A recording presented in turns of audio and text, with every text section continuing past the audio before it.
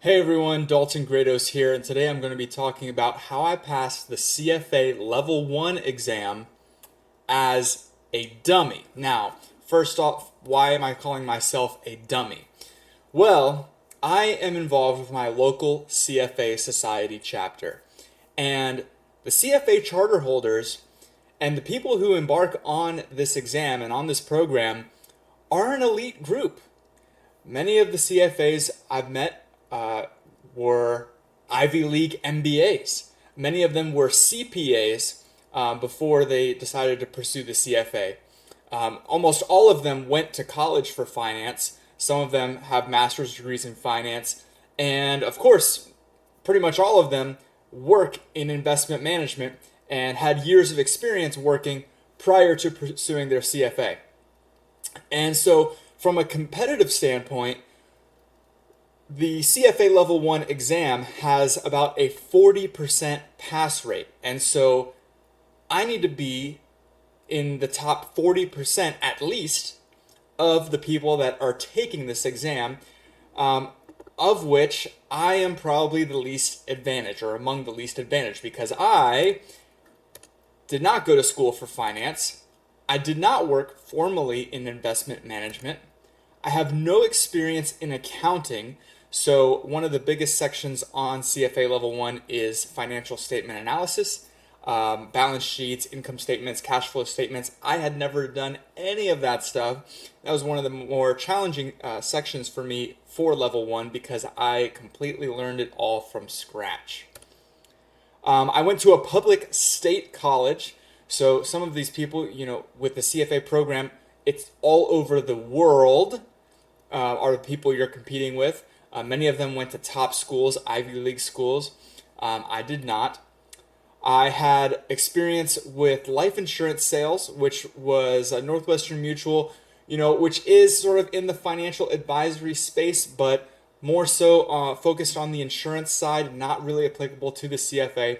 The one advantage I did have was in day trading. So I had experience live trading equities and derivatives. I probably knew a little bit more about derivatives than maybe the average Level 1 candidate, but it's a very small portion of the Level 1 exam, so didn't help me out all that much. So this is where I was starting from when I was going into my CFA Level 1 exam.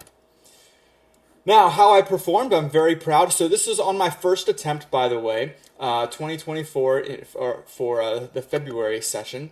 And we'll just go through this briefly. Obviously, I scored well above the minimum passing score and slightly below the 90th percentile, although maybe slightly closer to the higher line than to the lower line. So pretty good there. I'm very proud of it. And on all of the subjects, I scored well above the 70% mark, except for corporate issuers for some reason, which honestly, this really surprised me when I got my results. Corporate issuers is not a hard subject, only counts for 6 to 9% of the exam.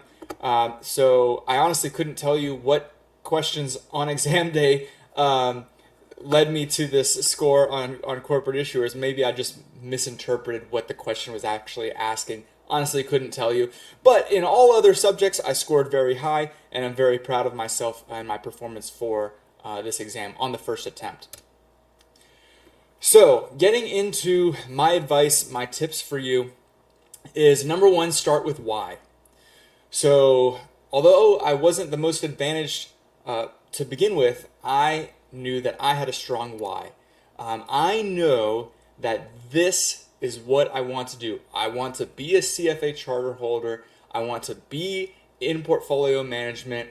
I want to make my passion my profession, because prior to this, I was just kind of doing my own stuff as a retail investor trader guy. I want to make my passion my profession. I had a strong why, and I need to do this, the CFA program, to get to where I want to be in my career personally. For me, the CFA was perfect. I was initially looking at potentially going for an MBA. Then I found the CFA, and I was like, oh, this is what I need to do. So very strong passion and why behind why I decided to pursue the CFA program. I don't know what that looks like for you, but I know that this will require a tremendous amount of dedication and sacrifice, and so you will need a strong why. If you are not sure about your intentions behind the CFA, then I'm not sure if you will have what it takes to put in the hours needed in order to pass, and not just the level 1 exams, but obviously all 3 of them. So let's get into study hours. So the average study hours for a CFA candidate, and sort of as recommended by the CFA Institute, is 6 months and 300 hours for each level. But you have to remember that the average candidate fails. If we have a 40% passing rate for level 1 exam, and really all the levels for that matter, it doesn't really get much better with each level, then you need to be significantly above average in order to just pass, right? So this means unless you've got a really strong background, unless you are already a CPA or already have your master's in finance or something like that, I would say 300 hours is the absolute minimum. I did 7 months total of studying. That included 6 weeks of a review period. I know many people recommend 4 weeks. I wanted to give myself 6 weeks, which I think really did help me when it came time for that review period. Conservative estimate, I did not keep a log. I am keeping a spreadsheet log for level 2, but conservative estimate about 450 hours of studying. Probably more, but I averaged about 2.5 hours a day, every day for 180 days. That would bring me to 450 hours, and that's being pretty conservative. I often, especially in that review period, was logging consistent 3+ hour study days. I used only the CFAI material, CFA Institute study material, and I did purchase the practice pack for my review period. I'll get into that a little bit later. I do highly recommend that. That gave me 1,000 extra practice questions and 5 extra mock exams. But the reason I only used the CFA Institute material for level 1 is because I found so much supplemental material on YouTube. Now, for levels 2 and 3, you don't find as much material on YouTube because I think not as many people actually know what they're talking about for level 2 and 3 material.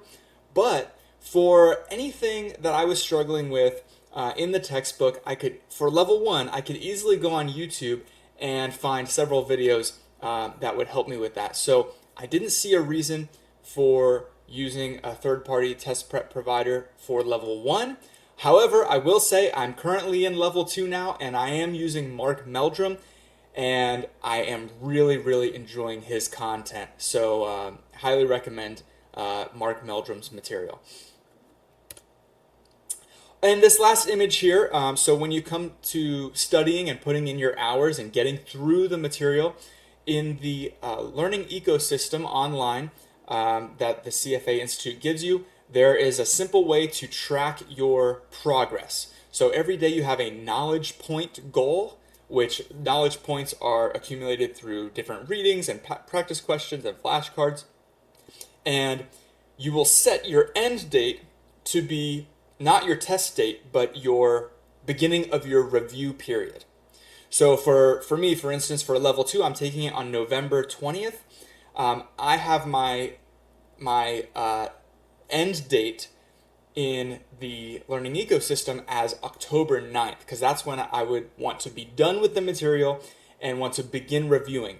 So the system will calculate that and make sure that you're on your progress. So it'll tell you the progress bar here of how much you have gone through the material, and it'll give you every day a knowledge goal. And so you will just need to make sure that in order to stay on track, you are hitting that knowledge goal. The Institute in the learning ecosystem also provides an adaptive study plan, which prioritizes your studying objectives based on your practice question scores, and it doesn't take you through all the material.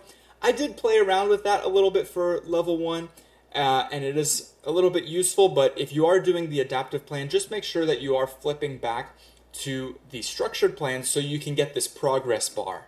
That will show you, just to make sure that you are doing enough studying every day and getting through the material at the pace that you should be at in order to be done by the time you come time to review. So hopefully that makes sense. Now, on to that review period. So like I said, I took 6 weeks. I think this was a good idea for me, is to take a little bit longer to review. And what that looked like was mock exams. So what I would do is I would complete a mock exam, and then whatever score I got on it, I would then go back through each question of the mock exam, combing through it. So both the questions I got right and the questions I got wrong. And what I would do is I would review the question, and then underneath it, after you've completed a mock exam, it gives you a description of each answer choice and the explanation for why that answer choice is right or wrong. And I would spend hours really after each exam combing through all of the questions, understanding why did I get the questions wrong and why did I get them right. So every single question, reading through those answer choices, understanding the why behind my answers. And then if there were certain areas that were standing out, maybe I was weak in financial statement analysis or quant or fixed income, whatever the case, then I would go back to that section, study those areas that I was consistently weak in, and do lots of practice questions. And then I would just rinse and repeat that process. So after doing that, then I would take another mock exam and repeat the same thing. I did mention the practice pack for level 1. That was the one sort of add-on that I included, and I really think it was worth it. So it gives you 1,000 extra practice questions, and also it adds 5 extra mock exams. So you get 2 by default. You get 5 extras, so that's 7 total. And actually, I think there's probably 8 total, because then they give you one practice exam that's in the exam day software, so you can get familiar with the software, and it's a full exam. So 8 total exams, and then you can reset them. So I think in my review period, I ended up doing 10 mock exams, because once I got through all the ones I had, I went back and reset the oldest ones, figuring I had probably forgot the questions by then, and then I would redo those. And so lots of mock exams, lots of practice questions in the review period. That is the number one priority, the number one way that you're going to really learn the material and prepare for exam day. The next thing in the review period is about 3 days before the exam, memorize formulas. Now, I thought that this was going to be the hardest part of studying, and it actually turned out to be the easiest part. So all you do is you go through your LOS statements, which you should be doing throughout your entire study period, is learning, starting with the learning objective statements and figuring out, what do you actually need to know for the exam? Do you need to know how to describe something, explain something, or the keyword calculate? Anything in your LOS statements that has a calculate means you're going to need to know the formula. And so, of course, you're writing down those formulas along the way as you're studying, but when it comes time 3 days before your exam, I took out a notebook, and this was taken by, I got this idea from Straight Talk's AJ Cernek on YouTube, and he got it from Mark Meldrum. But basically, just writing down each formula like 10 times in a row, and then going back through and seeing if you can then recall it from memory and write it down again. And the reason I said that this actually turned out to be the easiest part of my review was because I was very surprised at how well this worked. You will be surprised if you take all your formulas and just write them down, repetition, 10 times, even 20 times each. Then you go to bed, you wake up the next day, and all of a sudden, I surprised myself with how much I could just recall these formulas from memory. So that is going to be a key right before your exam day. Don't do it any more than 3 days before, but that is really going to set me apart for when I came time to do those calculations. It was no problem. I knew the formulas right away. Okay, so finishing up with some general advice for studying for the exam. Commit to consistency. This is your job. Just like you get up and you go to work and you work 8 hours a day, it is your job to be studying your 2 hours a day, 3 hours a day, whatever it is. And the consistency beats, cramming. So just getting in that time every single day. I like to do it first thing in the morning, just so that I know that the highest priority thing that I have to do that day is studying. I get it done first thing in the morning, whatever it is, 5 to 7 a.m., 6 to 8 a.m., whatever it is. But then it's done, and I have the rest of my day, and I don't have to worry about when am I going to study. Submit to the learning process. It's okay if you don't get things right away. That's the purpose of the program, is you're going to be learning. So getting practice questions wrong is a good thing. I know it might be frustrating in the moment, but if you just calm yourself, don't get frustrated, get questions wrong, study them, study why you got them wrong, go back in the text, read through it. That is the best way to learn. And if you give yourself time and you're not cramming, you will overcome these tough subjects and learn. So it's just the way our brains are wired and designed. If you are working hard on something, you are maybe getting questions wrong, but then you're learning from them, you're going back in the text, reviewing. All of a sudden, you go to sleep, you wake up the next day for your next study session.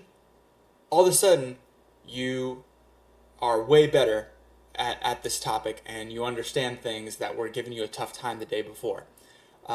That is the learning process. That's how our brains learn and establish those neural pathways, is through that time and review and rest and coming back at it again. And the last thing I will leave you with is just to keep this mentality through your entire journey with the CFA program is, what do I need to do so that it would be unreasonable for me not to succeed? So rather than thinking, oh, how do I just pass this test? How do I just get through? How do I just get those 3 letters? What do I need to do so that it would be so unreasonable for me to fail? And so I can tell you that when it came test day for me, I was not nervous. And the reason I was not nervous is because I could objectively go back and say, I've put in over 450 hours of studying. I've taken 10 mock exams. And at least on the past 5 or 6 mock exams, I received a passing score. And probably on the last 3 mock exams, the most recent 3, I was getting in the mid-80s. So passing by a good margin. And so I knew that if I was looking at somebody else who had all of those stats behind them, it would be totally unreasonable that they should fail on exam day. And so that was the case with me, and that was should be the case for you, is that you walk out of that exam and you know you passed, you know you nailed it, because you've really put in the work. So that's what I will leave you with for how I passed the CFA Level 1 exam as just a regular old guy like me, a dummy, and how you can too. So I hope this helps, and good luck on your CFA journey.